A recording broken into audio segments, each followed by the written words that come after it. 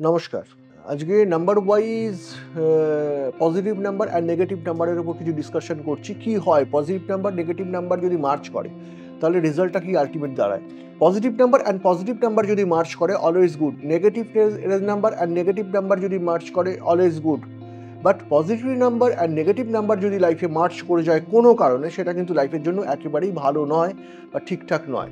তো এই জায়গা থেকে নাম্বার 3 যদি কারোর পজিটিভ নাম্বার হয়, that is date of birth অনুযায়ী নাম্বার 3 একটা পজিটিভ নাম্বার। এখানেই যদি তার নাম্বার হাউস ওয়াইজ নাম্বার 6 কোনো মার্চ করে যায় নেগেটিভ নাম্বার হিসাবে, 6 অলওয়েজ নেগেটিভ নাম্বার, সেই 6 নাম্বারটা যদি মার্চ করে যায় লাইফে কোনো কারণে, তার ক্যালকুলেশন অনুযায়ী date of birth, time of birth and place of birth calculation অনুযায়ী দ্যাট নট গুড।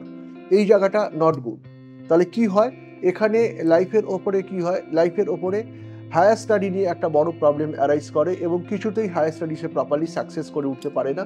একটার পর একটা বিপর্যয় বা ডিস্টারবেন্স এসে যায় বা বাই সাইড হয়ে যায়, মানে সাইড বাই পার্টে চলে গেল, মানে প্রপার স্টাডিতে না গিয়ে একটা বাইলেন দিয়ে সে স্টাডিটা কমপ্লিট করলো বা ইনকমপ্লিট থেকে গেল। ন্যাচারাল কোর্সে কী হয়, লাইফটা একটা হেল ডাউন পজিশনে চলে আসে। এই জায়গাটাকে রেক্টিফিকেশন খুব দরকার এবং এই রেক্টিফিকেশন করার একটা প্রসেস রয়েছে, যে প্রসেসটাকে ফলো আপ করলে আর ভেরি গুড রেজাল্ট একটা গেইন করবেন। নমস্কার।